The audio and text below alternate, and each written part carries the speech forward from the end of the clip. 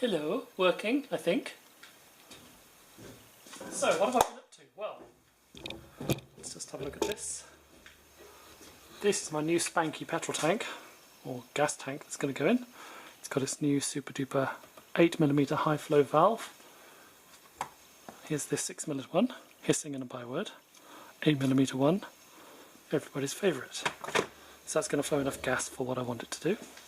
I've given it a bit of a de-rust and a repaint. Got to do the underside yet. Had a experience today where I went shopping. Oh, excuse me. Went shopping, thought I'll get my black paint. Went to APD, CL Marks, Screwfix.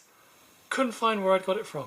Came home, realised, drove all the way back in, got in a tin of it, and it's really good stuff, I have to say. This stuff. I like it a lot. Goes on very nicely, gives a beautiful gloss, and seems to be pretty rust resistant. Nice. So now that tank has got to go in here. So I'm taking apart the entire side of the car. Oh joy.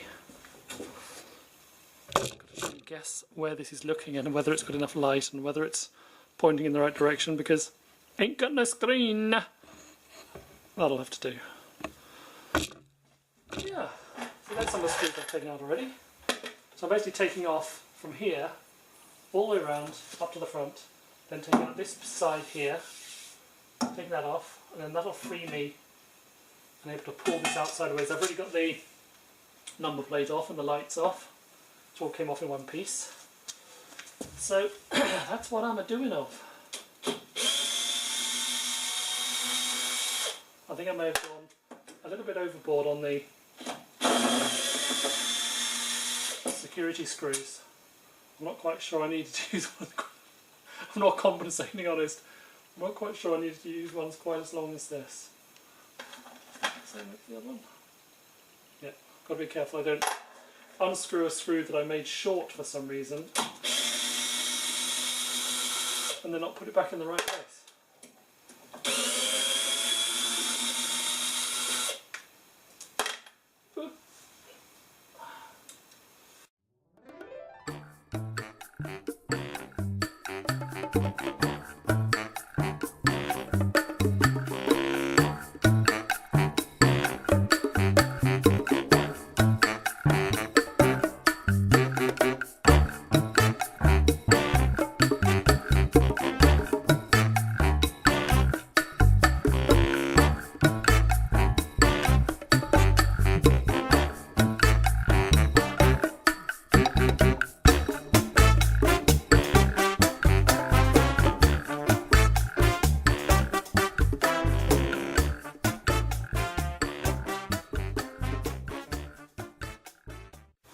Okay, tank is loosened from its mounts. Now I just have to bleed off the extra propane that's stuck in the pipes that feed the engine. Might be a bit hissy.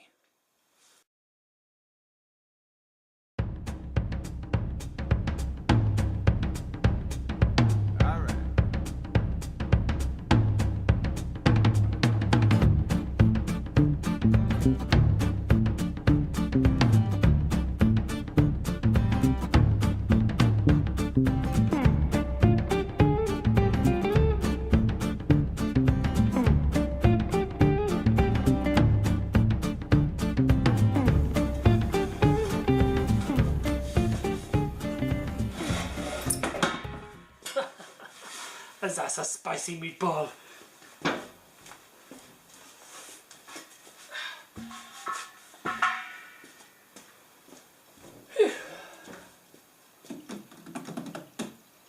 Well, that's progress.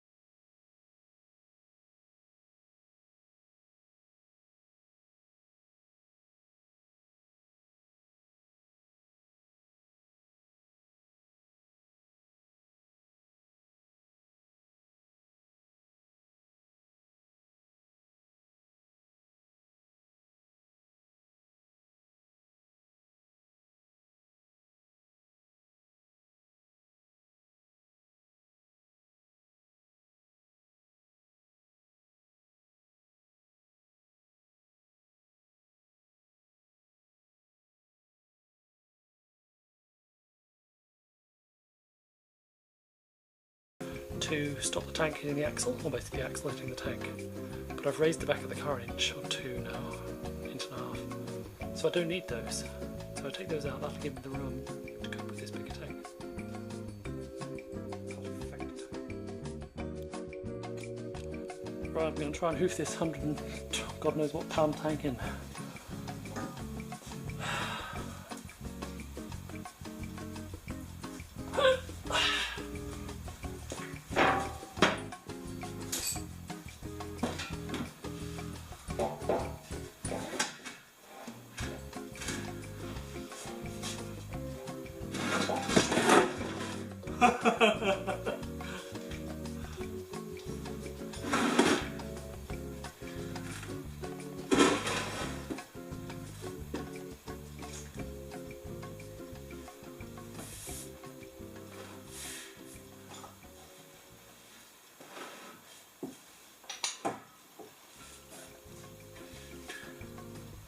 Well, that wasn't too bad.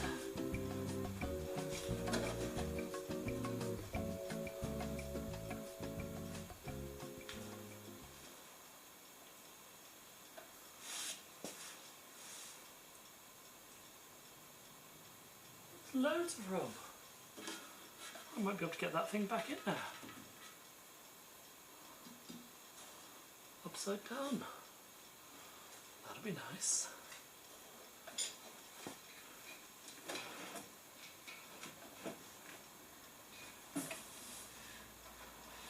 That looks about right.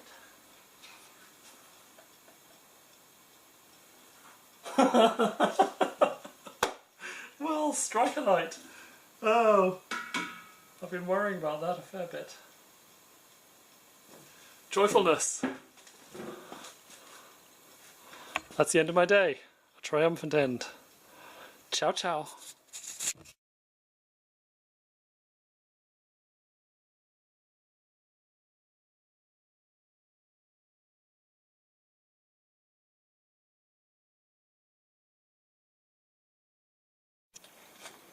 Guten Morgen. Over here, over here. Oh, working. Yeah. So what I've been doing is trying to do my HT leads, and that's the rubber boot I want to use, or silicone.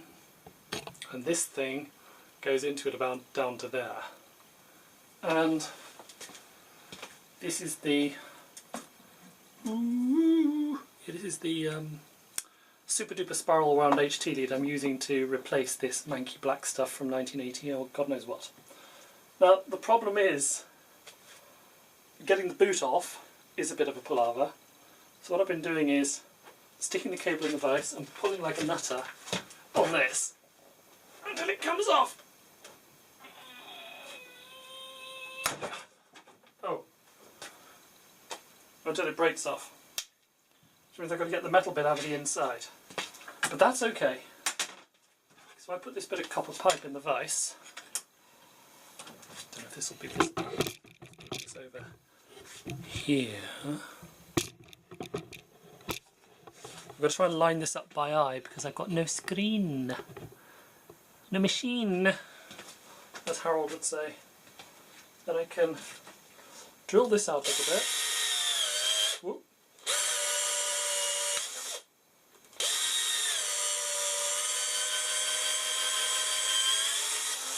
Oh! Well, that was a neat trick.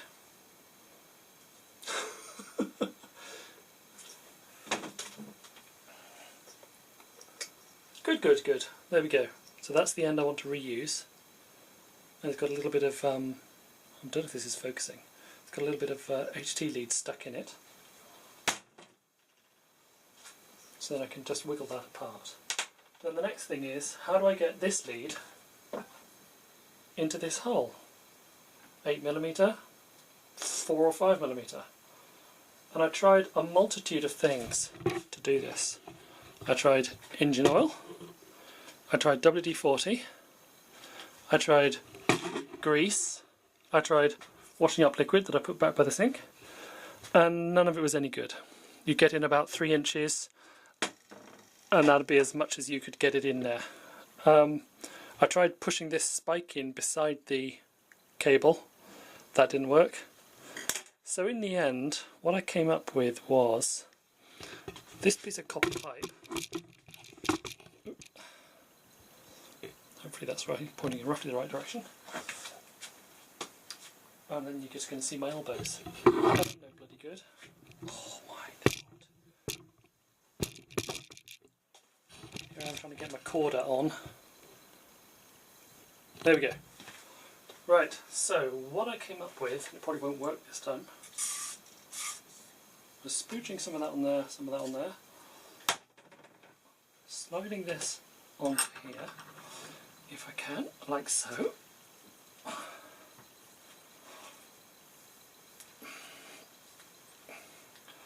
Then, taking a length of this, cutting it to match my little offcut I've just emaciated.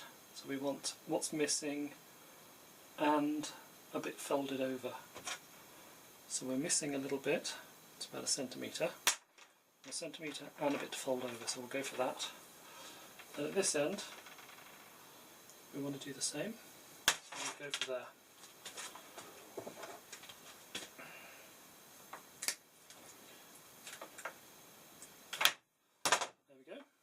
Then we slide this up the end of the copper pipe, because I drilled it out so it would fit. A little bit of a tight patch somewhere, just there I think.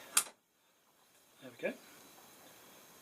Then we just pull this off if we can, and it's a bit of a bastard to pull off. Oh. Yeah, sometimes you can pull out of the vise as well. That's why it's getting tight patches, because I pulled it out of the vise. Here we go. Here we go. Come on. Yes. There we go. Oh, fingertips. Oh, fingernails. Oh. Okay, there we go. Voila.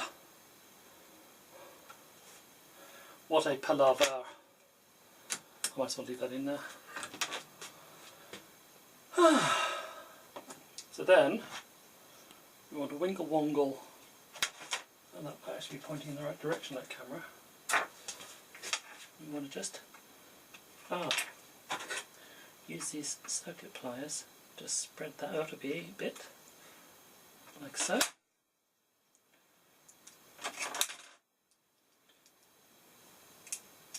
Oh, I suppose I could have a bit more light in here. There we go. So there's our fitting, aufgeschnüffelt. Give it a little bit of a cleanings in its snorkel. That's the bit that goes on the spark plug. It's a little bit of emery paper on a drummy type, airporty type tool.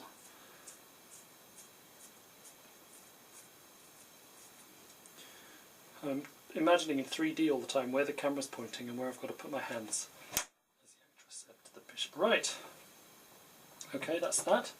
Let's do a little bit of that in there as well.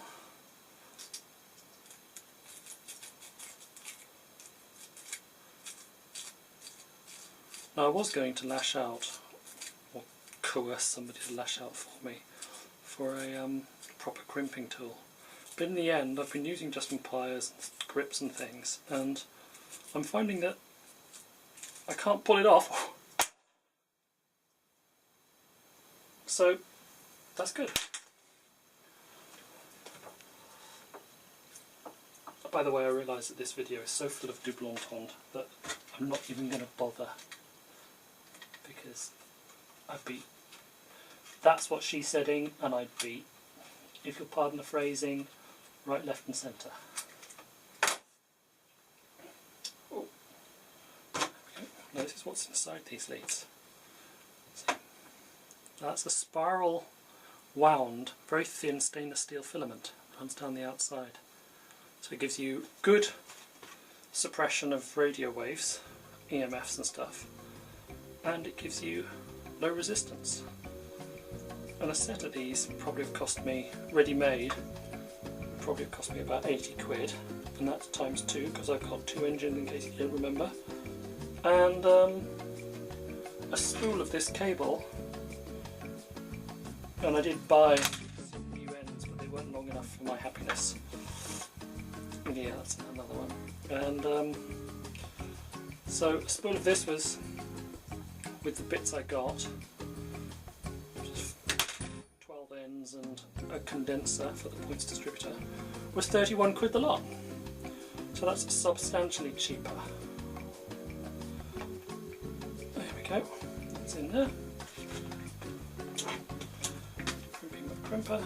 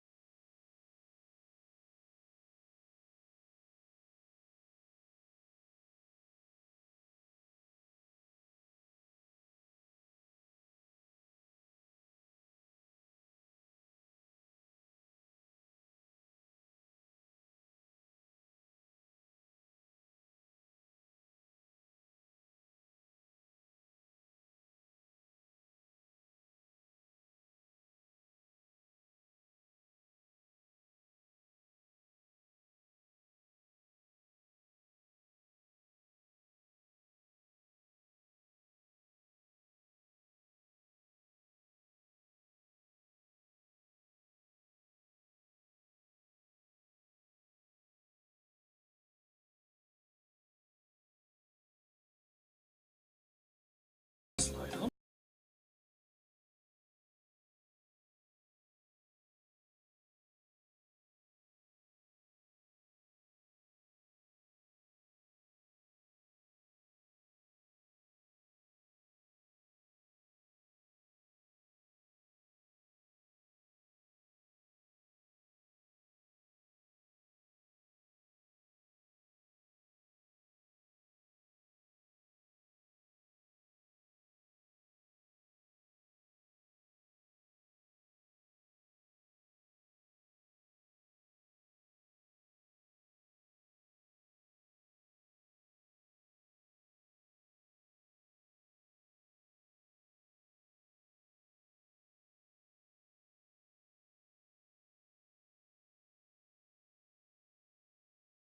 There.